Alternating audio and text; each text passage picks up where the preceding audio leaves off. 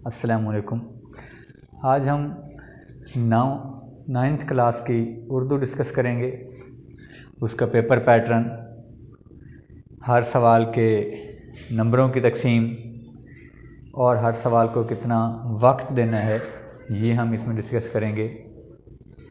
आमतौर पर ninth class का बच्चा जो है वो पहली बार इम्तिहान दे रहा होता है, तो उसको बहुत से खदशात होते हैं।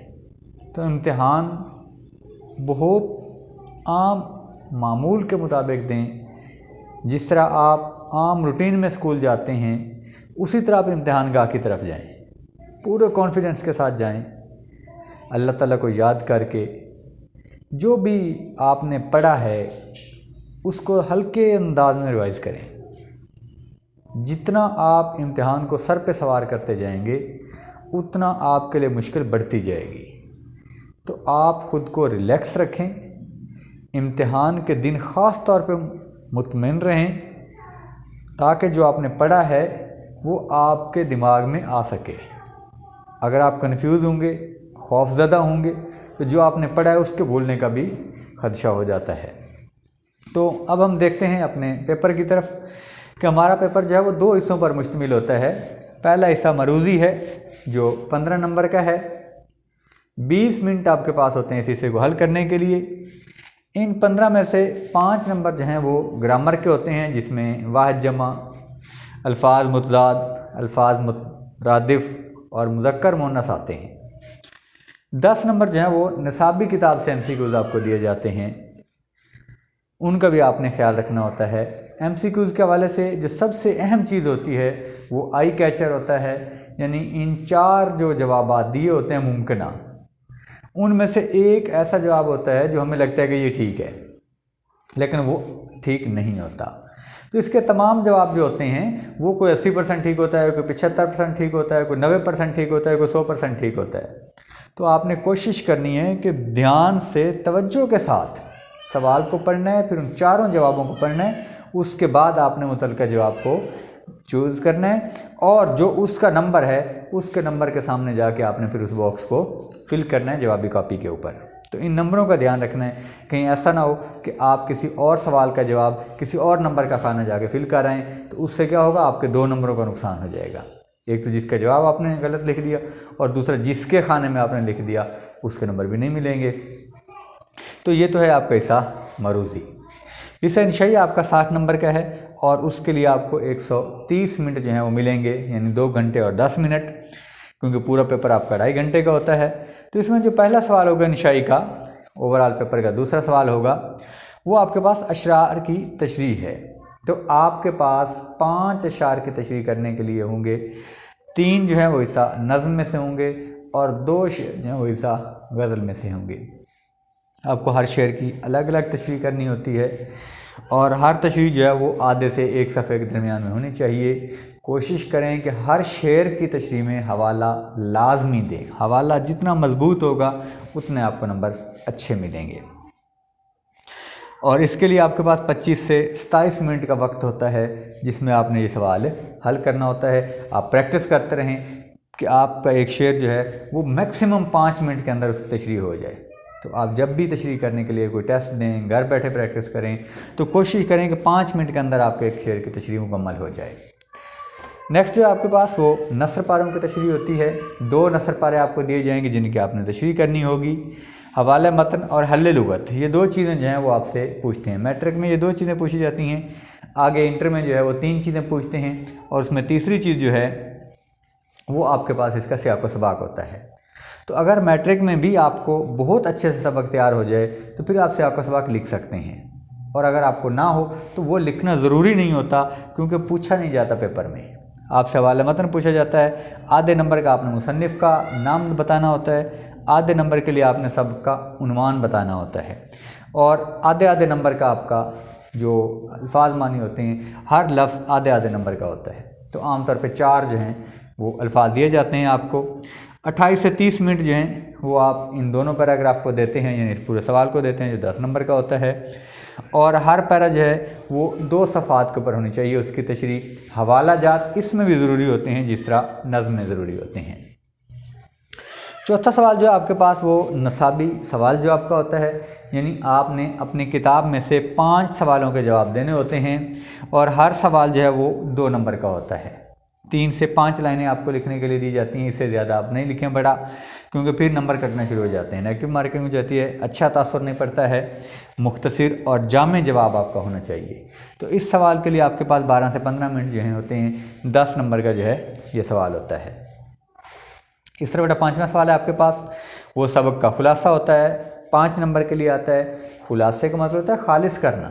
जो सबक आपको दिया गया है उसको आपने मुख्तसर करके लिखना होता है 1/3, यानी जो आपका चैप्टर है उसका तीसरा हिस्सा जो है ये होना चाहिए।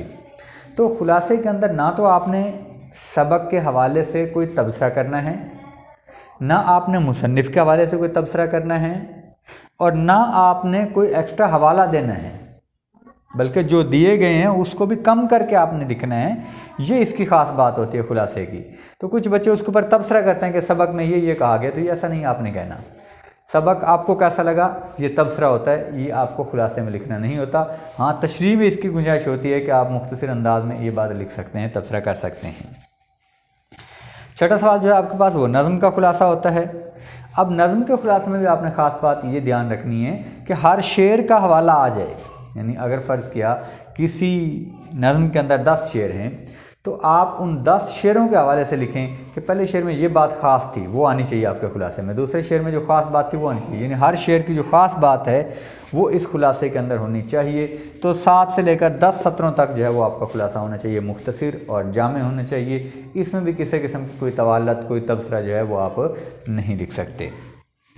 7वां सवाल जो है वो हिस्सा बी के शुरू हो जाते हैं अब, जिसमें आपने ख़त लिखना होता है। तो ख़त बड़ा टेक्निकल सा काम है, यानी बड़ी आसानी से आप इसके नंबर जो हैं वो ले सकते हैं। सबसे पहले देखें, आप इम्तिहानी मरकज़ लिखते हैं, 1 नंबर का ये होता है। तो आपने इम्तिहानी मरकज़ लिखना है या इम्तिहानी कमरा लिखना है। ये कमरा, ये जो है के साथ कमरा होता है, ये उर्दू में राइज नहीं है। इसके हवाले से, ये उर्दू इमला का मसला है, इस हवाले से इसी चैनल के ऊपर हमारा एक और लेक्चर मौजूद है उर्दू इमला के हवाले से। आप लाजमी उसको देख लें ताकि आपको इमला के हवाले से जो मसाइल आते हैं वो दूर हो जाएं। बल्कि वो एक लेक्चर नहीं है, पूरा सीरीज़ है जो हमने शुरू करी है उसके ऊपर, और उसमें आप इन सारी चीज़ों को देख सकते हैं तसल्ली से। उसमें आपको बिल्कुल ज़ीरो लेवल से, यानी हरूफ तहज्जी से लेकर इंशाल्लाह बेहतरीन इमला जो है वो लिखवाने तिकर आपकी रहनुमाई की जाएगी। तो आप कोशिश करें कि इस चैनल के साथ जुड़े रहें और जो आपके मसाइल हैं वो डिस्कस ज़रूर करें, हमें बताते रहें, ताकि हम उनके मुताबिक नई वीडियोज़ बनाएं, नए लेक्चर आपको डिलीवर करें या आपकी जो है वो मुमकिन हद तक रहनुमाई कर सकें। दूसरी चीज़ जो है वो तारीख़ लिखनी होती है आपने, 1 नंबर के लिए ये है। तो तारीख़ लिखने का जो पैटर्न है वो भी बिल्कुल सादा है। मसलन या तो आप उर्दू में लिखें इस तरह से 21 मार्च 2021, या आप ऐसा भी लिख सकते हैं, ये भी पैटर्न जो है वो चल सकता है। इन दोनों में जो है आप अगर लिखेंगे तो आपको 1 नंबर मिलेगा। अगर इसके अलावा आप लिखेंगे, इस तरह से लिखेंगे, तो इसका नंबर जो है वो आपको नहीं दिया जाएगा। ये 2 फार्मेट हैं जिनसे आपको नंबर मिलेंगे। तीसरी चीज़ जो है वो अलकाब है, यानी जिस बंदे को आपने ख़त लिखना है उसकी शख्सियत के मुताबिक, अपने रिश्ते के मुताबिक जो है वो आप कोई ना कोई लक़ब लिखते हैं। जिस तरह प्यारे अब्बा जान, प्यारी अम्मी जान, प्यारे दोस्त, प्यारे भाई, जिसको भी आप लिख रहे हैं उसका आपने लक़ब लिखना होता है, 1 नंबर इसका होता है। उसके बाद आपने आदाब लिखने होते हैं, और आमतौर पर हम अस्सलाम वालेकुम लिखते हैं, तो इसका भी 1 नंबर होता है। तो अस्सलाम वालेकुम के हवाले से भी आपने ध्यान रखना है। इसका भी हमारे पास जो है वो एक लेक्चर मौजूद है शमसी और कमरी हरूफ के हवाले से। आप कोशिश करें कि वो ज़रूर देख लें ताकि आपको इनके मसाइल का भी हल मालूम हो जाए। तो अस्सलाम वालेकुम, बाज़ लोग यहाँ वाव लिख देते हैं, वो भी गलत है। अगर यहाँ वाव लिखी होगी तो ये गलत होगा। कुछ लोग जो हैं ये लाम नहीं डालते, तो ये भी गलत होता है। तो अस्सलाम वालेकुम में आपने लाम डालना है, क्योंकि सीन जो है वो हरूफ शमसी है, और हरूफ शमसी से पहले लाम लिखा जाता है, बोला नहीं जाता। इसी की वजह से सीन के ऊपर शद आती है, अस्सलामु अलैकुम। इसका आपको 1 नंबर दिया जाता है। और इसके लिखने का तरीका जो है वो आपने अगर इसके साथ लिखना है तो इसके बाद फुल स्टॉप आएगा, और अगर आपने अलग से लिखना है तो फिर इसके बाद ये नदाइया या फजाइया की अलामत आएगी, क्योंकि ये एक ही अलामत नदाइया फजाइया दोनों को डिस्कस करती है। आगे जो आपके पास नफ्स मज़मून है, यानी जो आपने ख़त लिखा किस मकसद के लिए लिखा वो आपने बताना है। उसमें भी 3 हिस्से बन जाते हैं। पहले से तमहीद होती है, दूसरे में मुद्दा होता है जो आप अपनी असल बात करते हैं, तीसरे में फिर आप इख्तिताम की तरफ आते हैं जहाँ कोई दुआए कलमात पर आप एंड करते हैं। तीसरा जो इख्तिताम होता है जहाँ वस्सलाम लिखते हैं और ज़्यादा आदाब लिखते हैं, जो भी आप मुनासिब लफ्ज़ लिखते हैं उसका 1 नंबर होता है। तो इस तरह ये कुल मिला के आपके 10 नंबर बनते हैं और मैक्सिमम यानी ज़्यादा से ज़्यादा आप 10 मिनट के अंदर ये सवाल अच्छा तरीके से कर सकते हैं। 10-12 मिनट आपको बहुत होते हैं। अब देखें, ये तो हो गया सारा पेपर जो हमने करना है। इसमें अगर कोई भी आपको मुश्किल आ रही है तो आप ज़रूर कमेंट में बताएं ताकि हम उसका आपको बेहतर जवाब दे सकें। अब इसमें देखें, लिखते हुए आपने जिन चीज़ों का ध्यान रखना है उसमें सबसे अहम चीज़ जो है वो इमला है। इसके लिए जैसा कि मैंने आपको पहले भी बताया है कि हमारे इसी चैनल के ऊपर इमला के हवाले से बहुत सारे लेक्चर पड़े हैं, आप उनको ज़रूर देख लें। उसके बाद दूसरी चीज़ जो है वो कवायद है, मतलब ग्रामर की गलती नहीं होनी चाहिए, तज़कीर तनीस की, वाहिद जमा की, आपकी इबारत में इसकी गलती नहीं होनी चाहिए। तीसरी चीज़ जो है वो तरतीब है कि जो भी आप लिखें वो ख़ास तरतीब, मतलब आप कहानी लिख रहे हैं तो उसको भी आप एक ख़ास सीक्वेंस के साथ लिखें। अगर आप सीक्वेंस के साथ लिखेंगे तो बेहतर होगा। मतलब आपने कहानी लिखनी है 5 नंबर के लिए तो उसमें सबसे पहले देखें तरतीब है कि कहानी शुरू कैसे हो रही है, वो इब्तदाइया जो है उसका वो बेहतरीन होना चाहिए। फिर तसलसल के साथ कहानी को आगे बढ़ना चाहिए। जो आपके पास मवाद है वो आप एक तरतीब के साथ वहाँ बयान करें और ज़माने का ख्याल रखते हुए बात करते चले जाएँ और एंड पे नतीजा भी ज़रूर दें। ये कहानी का फॉर्मेट है, पूरी चीज़ों में भी आपने ये ध्यान रखना। मतलब खुलासा भी अगर लिख रहे हैं तो वो भी जैसे सबक के अंदर तरतीब थी उसी तरतीब से आप लिखें। उसके बाद रमूज़ औक़ाफ़ हैं, इनका भी आपने बहुत ज़्यादा ध्यान रखें। जिस तरह मैंने यहाँ बताया कि आपने कौन सी अलामत लगानी है, ऐसे आप इबारत के बीच में भी अलामतें लगा रहे होते हैं। जब हम लिख रहे होते हैं तो कहीं हमें ख़त्मा लगाना होता है, कहीं हमें वक्फ़ा लगाना होता है, कहीं सकता लगाना होता है, तो इन चीज़ों का आपने ध्यान रखना है। ये अगर लगे होंगे तो इसके भी आपको अलग से नंबर मिलेंगे, यानी अच्छा तासुर होगा पेपर पे। और उसके बाद सलासत रवानी, यानी आप इस तरह से लिखें कि साफ साफ पढ़ा जाए। अगर वाज़े फ्लुएंटली पढ़ा जाएगा तो आपको अच्छे नंबर मिलेंगे। अगर बार बार आपके पेपर में रुकावट आ रही होगी तो उसके आपको अच्छे नंबर नहीं मिलेंगे। तो ये सीधा बातें थीं जो हमने बयान की। इसके अलावा अगर आपको कुछ पूछना है तो आप ज़रूर हमें कमेंट करें, हम आपके रहनुमाई के लिए हाज़िर हैं। वस्सलाम।